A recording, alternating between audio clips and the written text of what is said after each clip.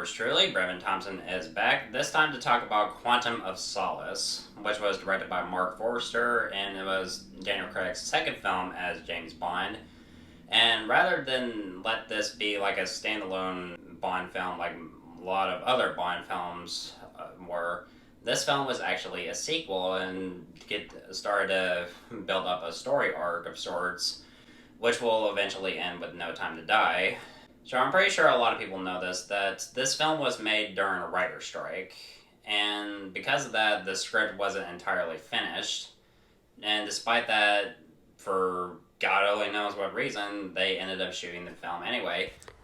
So Daniel Craig and Marc Forster started doing rewrites themselves. And this is eventually what we got with Quantum of Solace.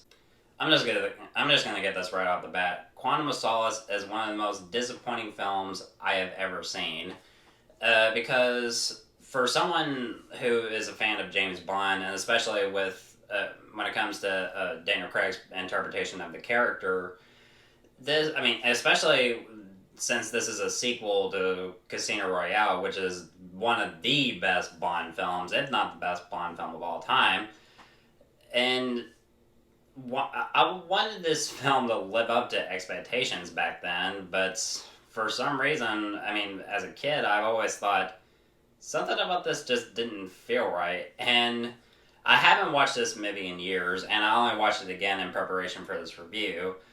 And one thing that I find a little bit off about Quantum of Solace, other than like it feeling rushed, is its editing. It's some of the worst I've ever seen, especially with how the action is handled. There are shots that could have looked great. If they held on just a little bit longer, not just have some quick cuts, just it's headache inducing, and you can barely tell what the fuck was going on. And it's just like so choppy with its editing, and it's just like, if you're watching if you're watching the film, you're like, what the hell is even going on? I can't even tell. It's just so really frustrating, in my opinion. So let's discuss the plot of Quantum of Solace. A plot. That was kind of funny for me to call it a plot.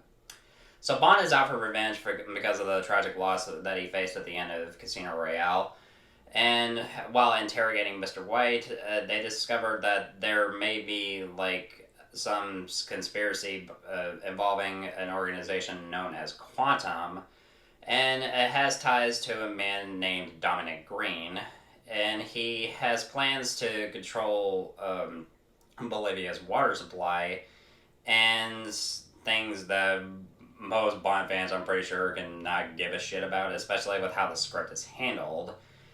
When it comes to Dominic Green, I'm pretty sure that he would have been an interesting Bond villain if there was a better scheme, because wanting to control the Bolivia's water supply and just what the hell? The film was also pretty short. It runs about an hour and 46 minutes, and even with that, for me, the film is just boring.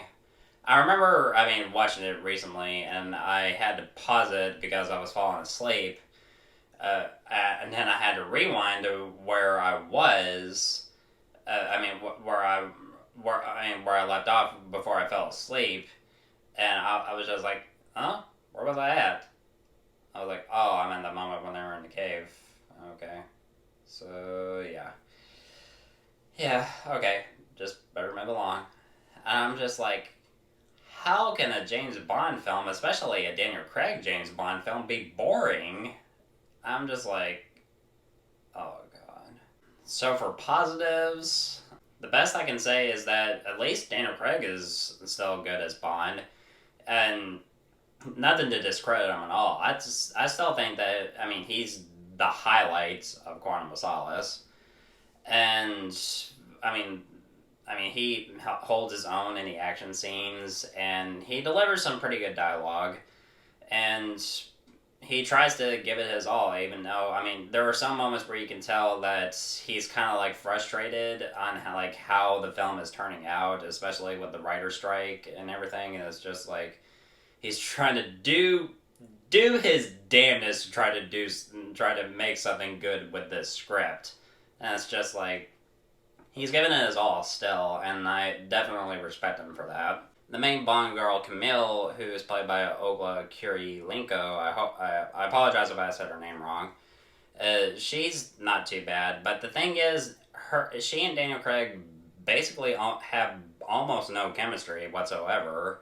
I mean, I think she's a good actress, and I think she plays the part pretty well, but there's just the chemistry. I mean, nowhere near as like good chemistry that Daniel Craig had with Eva Green in Casino Royale. And that was just like the one thing that was missing. I think she's a good actress, but I mean, there was just like the chemistry that was missing. Judi Dench is good as always as M. I mean, every bit of screen time dedicated to Judi Dench is always a plus for me. And it's good to see that they brought back Jeffery Wright as Felix Leiter, and I really can't wait to see him again in No Time to Die. And I like that they try to add a little bit more continuity to the Daniel Craig Bond films, because continuity in all the Bond films has always been like a big issue for me personally, because most of supporting characters would often be recast in like different roles, and particularly Felix Leiter, who was always cast by, I mean, he's always replaced with a different actor in almost every single Bond film. But Jeffery Wright kind of like broke that formula, and I'm glad that they brought him back for Quantum of Solace. So I can't wait to see what they do with this character in No Time to Die. So I would say like some of the acting is probably my favorite thing about this film. That's about where it ends for me in regards to positives. I mean, some of the actors are good, and some bits of the dialogue is not too bad. But how the story is handled, how the villain is handled, how the action is handled, how it's edited, that's the biggest issue with this film, and especially with how it feels rushed. And especially compared to Casino Royale, which took its time developing its characters. I mean, it had a perfect 3-act structure. I mean, setting up Bond as him becoming a 00 agent, of the poker game with Le Chiffre, and his tragic love story with Vesper, and just all of that made a perfect Bond film. And Quantum of Solace just takes takes like a little bit of Casino Royale and just does everything wrong, basically. Because, I mean, the action, I mean, I think that's like the one thing that Marc Forster kind of like took from Casino Royale. Instead of just like having like long takes and everything, he just has the film just choppily edited to the point where you can barely tell what the fuck was going on.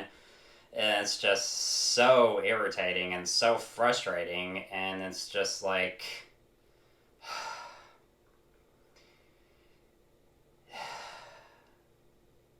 the things I have to go through for you people.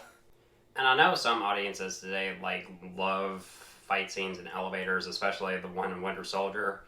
But when it comes to the elevator fight in Quantum of Solace, which lasted for about like a few seconds, of course with the quick edits you can't tell what the fuck was going on, which was really frustrating.